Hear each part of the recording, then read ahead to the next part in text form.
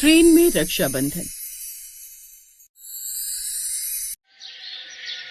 शिल्पा, तुम्हारे लिए खुशखबरी है, ट्रेन की टिकट बुक हो गई है। क्या हो गई बुक? Thank God. मैं तो सोच रही थी इस बार रक्षाबंधन का त्योहार मैं अपने भाइयों के साथ मना ही नहीं पाऊंगी, पर टिकट मिल गई। अब तो मैं रक्षाबंधन से एक दिन पहले ही घर पहुंच जाऊंगी। शिल्पा, टिकट रक्षाबंधन से एक दिन पहले की मिली है। तुम रक्षाबंधन पर दोपहर तक ही घर पहुंच जाओगी। हाँ, ये है कि तुम रक्षाबंधन के दिन अपने घर पर होगी। हाँ चलो कोई बात नहीं, त्योहार तो पूरा दिन होता है। मैं शाम को भाइयों को राखी बांधूंगी। माँ जी, बाबूजी, मैं चली जाऊँ ना? हाँ हाँ बहू, जरूर जाओ। रक्षाबंधन का त्योहार तो होता ही मायके का त्योहार है। अपने भाइयों के साथ मिलजुल कर त्योहार बनाना अच्छी बात है। टिकट मिल गई।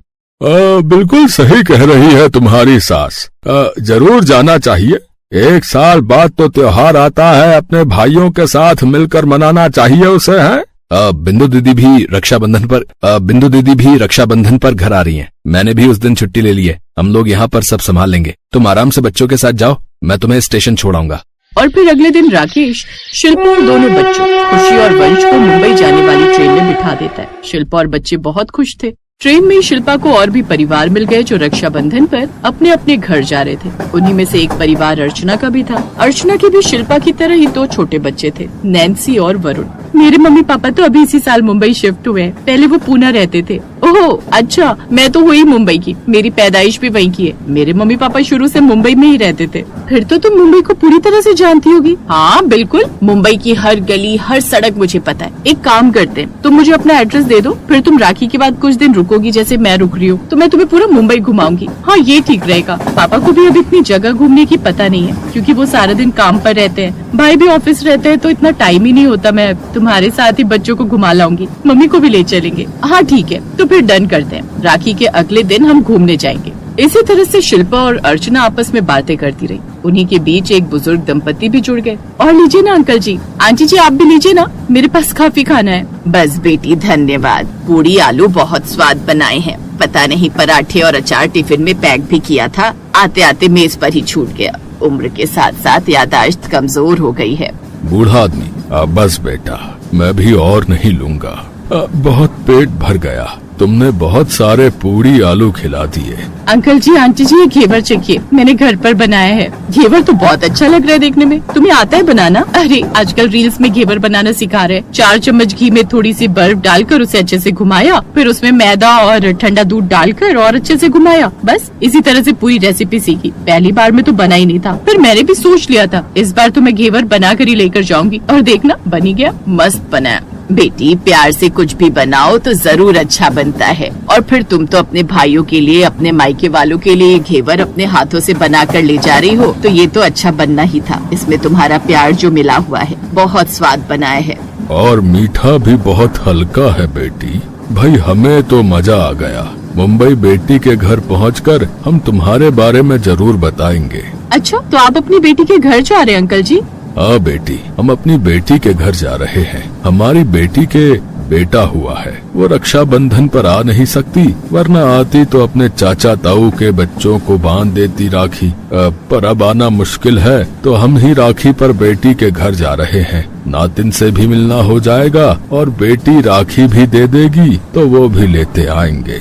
ऐसे ही बातें करते करते रात के 11 बज गए। सब लोग अपनी अपनी सीट पर सोने की तैयारी करने लगे। शिल्पा और अर्चना ने अपने दोनों बच्चों को सीट पर सुला दिया। उन्हें पास की बोगी में से कुछ गाने बजाने की आवाज आ रही थी। ये पास वाले डिब्बे में कोई है क्या? इस समय गाना बजाना कौन कर रहा है, और वो भी देशभक्ति की? बराबर वाले डिब्बे में कुछ फौजी बैठे हैं जो आपस में मिलकर देशभक्ति गीत गा रहे हैं। इन्होंने पूछा था, कह रहे थे रक्षाबंधन की छुट्टियों में घर जा रहे हैं। हाँ, इन्हें भी तो त्योहार पर ही जाने को मिलता है, वरना ये लोग तो हमेशा हम सबकी सुरक्षा के लिए बॉर्डर पर ही तैनात रहते हैं। बातें करते करते सब लोग गहरी नींद में सो गए। अचानक रात के 2 बजे एक सुनसान स्टेशन पर गाड़ी रुक गई और कुछ डाकू बदमाश उसी डिब्बे में चढ़े जिसमें शिल्पा और अर्चना के साथ और लोग बैठे हुए थे। बदमाशों ने सबके सिर पर बंदूक तान दी। तभी एक डाकू, अगर किसी ने भी हिलने डुलने की कोशिश की तो बंदूक की गोली सीधा दिमाग से गुजर जाएगी, इसीलिए सब चुपचाप बैठ जाओ। और जिसके पास भी जेवर रुपए पैसे हैं सब इस कपड़े पर रख दो। हम किसी को कुछ नहीं कहेंगे, हम सिर्फ लूट मार करने आए हैं और लूट मार करके चले जाएंगे। अरे अगर किसी ने भी बीच में टोका टाकी की तो फिर उसका अंजाम बहुत बुरा होगा, बता रहे हैं। हमें मजबूरन गोली चलानी पड़ेगी भाई। अर्चना, हमें कुछ करना होगा। बराबर वाले डिब्बे में कुछ फौजी बैठे हैं, हमें से किसी को उन्हें बताना होगा। वही अब इन बदमाशों को पकड़ सकते हैं, वरना इनका कोई भरोसा नहीं। हमसे सामान और जेवर लेकर ये लोग हमें मार कर भी जा सकते हैं, पर बराबर वाले डिब्बे तक जाएगा कौन? मैं कोशिश करती हूँ कोई बहाना लगाना होगा। तो बच्चों का ध्यान रखना। अरे कहाँ जा रही है? मुझे बहुत तेज बाथरूम आया है, मेरा जाना जरूरी है, वरना मेरा बाथरूम यही निकल जाएगा। अबे जाने दे, वरना यहाँ गीला कर दिया तो बदबू फैला देगी। पता नहीं कितनी देर और यहाँ रुकना पड़ेगा। अरे जा मैडम, जल्दी जा, तू नजर रखना इस पर। शिल्पा तेजी से बाथरूम की ओर बढ़ी, लेकिन उसकी नजरें बराबर वाले डिब्बे पर टिकी हुई थी। जैसे ही वो बाथरूम के करीब पहुंची, उसने देखा कि डाकू का ध्यान थोड़ा भटका है। उसने इस मौके का फायदा उठाया और फुर्ती से बाथरूम में घुसने की बजाय बगल वाले डिब्बे की ओर सरक गई। माफ कीजिए, मुझे आपकी मदद चाहिए। हमारे डिब्बे में डाकू घुस गए, उनके पास बंदूकें हैं और वो सब कुछ लूट रहे हैं। फौजियों ने एक दूसरे की ओर देखा, उनके चेहरों पर तुरंत गंभीरता आ गई। एक फौजी जो शायद उनका लीडर था आगे बढ़ा। क्या डाकू? कितने लोग हैं? मुझे ठीक से नहीं पता, लेकिन कम से कम 4-5 तो होंगे। उनके पास बंदूकें हैं। ठीक है, घबराओ मत बहन, हम देखते हैं। तुम चुपचाप वापस जाकर बैठ जाओ, हम अचानक ही उन्हें पकड़ेंगे। शिल्पा चुपचाप आकर सीट पर बैठ गई। फौजी लीडर ने अपने साथियों को इशारा किया। वे बिना कोई शोर किए धीरे धीरे शिल्पा के डिब्बे की ओर बढ़ने लगे। फौजी लीडर की आवाज पूरे डिब्बे में गूंज उठी। डाकू चौंक गए। उन्होंने पलटकर देखा तो सामने राइफल ताने हुए फौजी खड़े थे। एक पल के लिए सब कुछ थम सा गया। कुछ ही पलों में डाकू पकड़े गए और उनकी बंदूकें छीन ली गईं। डिब्बे में मौजूद लोगों ने राहत की सांस ली। आप लोगों ने तो हमारी जान बचा ली बेटा, भगवान आपका भला करे। ये हमारा कर्तव्य है अंकल जी, आप लोग सुरक्षित हैं, बस यही हमारे लिए काफी है। शिल्पा जी, आपने भी बहुत हिम्मत दिखाई आज, आपकी वजह से ही आज ये सब लोग सुरक्षित हैं। आप सब फौजी भाइयों ने भी तो अपना फर्ज निभाया है भैया। आपने मुझे बहन कहा था, आपकी वजह से आज हम सब सुरक्षित हैं। सुबह हो चुकी है, आज रक्षाबंधन है। मैं चाहती हूँ आज मैं और यहाँ पर मौजूद सारी औरतें आप सबको राखी बांधे। शिल्पा बिल्कुल ठीक कह रही है। रक्षाबंधन पर आप फौजी भाइयों ने एक भाई का फर्ज निभाया है। हम सब बहनें मिलकर आप फौजी भाइयों को रक्षाबंधन पर राखी बांधना चाहती हैं भैया। क्यों नहीं, हम सब आप सब बहनों से राखी बंधवाएंगे। चलो भाई, सब राखी बंधवाने के लिए तैयार हो जाओ। और फिर शिल्पा और अर्चना ने फौजी भाइयों को राखी बांधी। सभी फौजी भाई भी बहुत खुश थे। शिल्पा और अर्चना जानती थी कि उस दिन ट्रेन में जो रक्षाबंधन मनाया गया वो एक यादगार रक्षाबंधन था।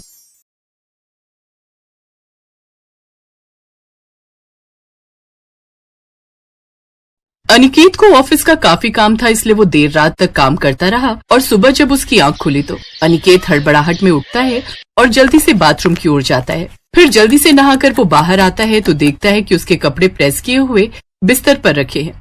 वो जल्दी से तैयार होकर कमरे से बाहर आता है और टेबल पर रखी नाश्ते की प्लेट में से एक आलू का पराठा हाथ में पकड़कर वो ऑफिस के लिए निकलने लगता है। तभी उसकी सबसे छोटी और मोटी बहन रूपाली उसे टोकते हुए कहती है, क्या है भैया, ये इस एक पराठे से क्या आपका पेट भर जाएगा? अब भरेगा तो नहीं मोटू, लेकिन लेट हो रहा हूं ना, इसलिए बिल्कुल भी बैठकर खाने का समय नहीं है। मैं लंच ठीक से खा लूंगा। अच्छा, और लंच में क्या खाएंगे? बाहर का तो आप कुछ खाते नहीं और घर का लेकर नहीं जा रहे। अरे वो अब हकलाना बंद करो और चुपचाप यहाँ बैठकर आराम से नाश्ता कीजिए। अभी पूरा पौना घंटा बाकी है आपके ऑफिस टाइमिंग में। तब तक राजमा चावल भी बनकर तैयार हो जाएंगे। मैं आपके लिए लंच के लिए वो भी पैक कर दूंगी।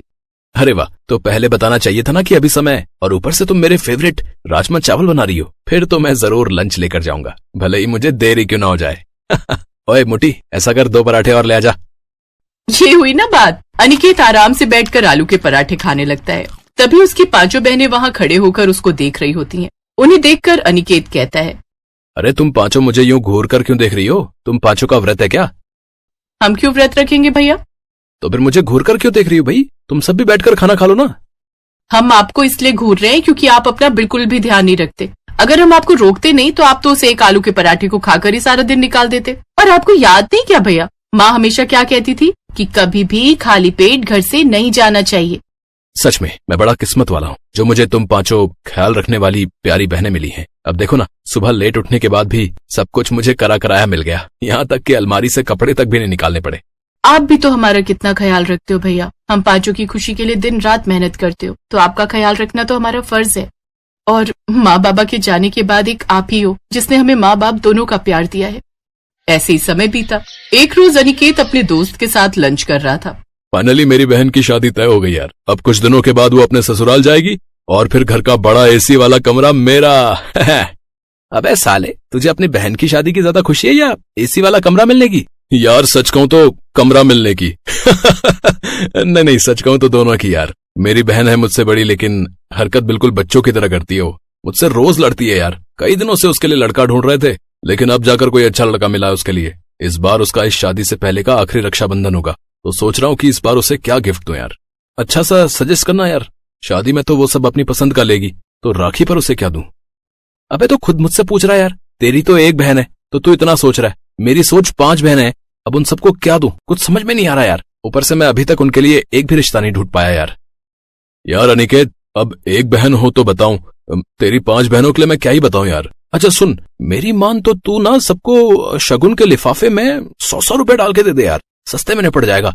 और रही बात शादी की, तो वो तो तेरे ऊपर बड़ी जिम्मेदारी है, जानता हूं। लेकिन किसी भी तरह मुझे पायल के लिए लड़का ढूंढना ही होगा यार। आज नहीं तो कल उसकी शादी तो करवानी ही है ना। अरे ये क्या यार, तेरी बातों के चक्कर में तो सारा खाना ही ठंडा हो गया। खाना। अनिकेत की बहनें अब बड़ी होने लगी थी, इसलिए अब अनिकेत को उनकी शादी की चिंता सताने लगी और वो अब उनके लिए लड़का ही ढूंढता रहता। ऐसी एक रोज जब पायल एक लड़के से बात कर रही थी, तभी अनिकेत कमरे से बाहर आ जाता है और पायल को दरवाजे पर उस लड़के से बात करते हुए देख लेता है। जब वो लड़का वहां से जाता है तो अनिकेत, वाह, अरे वाह, क्या पसंद है तेरी? है तूने तो बड़ा हैंडसम लड़का पसंद किया अपने लिए। भैया ये आप क्या कह रहे हो? अरे शर्मा मत पगली, तू बता क्या नाम है उसका। अरे तेरे हाथ पीले हो जाए तो सबसे ज्यादा खुशी तो मुझे ही होगी ना। तभी वो लड़का वापस आकर कहता है, ठीक है मैडम, तो मैं ये रद्दी लेने कल आ जाऊंगा। हैं? रद्दी? पायल, तू अपने होने वाले पति से अब रद्दी उठवाएगी? अरे तेरे ससुराल वाले क्या कहेंगे यार? अरे भैया ये कबाड़ी वाला है। हैं? कबाड़ी वाला? चलो कोई नहीं, प्यार तो अंधा होता है ना। और वैसे भी आजकल रद्दी वाला भी अच्छा कमा लेता है। बताओ भाई कितना कमा लेते हो? क्या भाई साहब, कबाड़ी वाला मैं हूँ और कचरा आपके दिमाग में भरा हुआ है। ओह सॉरी सॉरी, माफ करना भाई साहब। भैया आपने टेंशन के चलते कहीं सच में पायल दी की शादी कबाड़ी वाले से मत करा देना। हाँ नहीं तो हम सबको उसे कबाड़ी जीजू कहकर बुलाना होगा। अच्छा अब ये सब छोड़ो, वैसे भैया आपको याद है ना आज संडे और आपने हम सबको प्रॉमिस किया था कि आप हमें रक्षाबंधन की शॉपिंग के लिए मार्केट लेकर जाएंगे। ओह तो आज मेरा कंगाल होने का दिन है। अच्छा चलो ठीक है, अब तुम सब तैयार हो जाओ, फिर हम सब शॉपिंग पर चलते हैं। अनिकेत अपनी सभी बहनों को खरीदारी के लिए एक शोरूम ले जाता है, जहां वो सब अपने लिए कपड़े और सुंदर सुंदर राखी खरीदती हैं।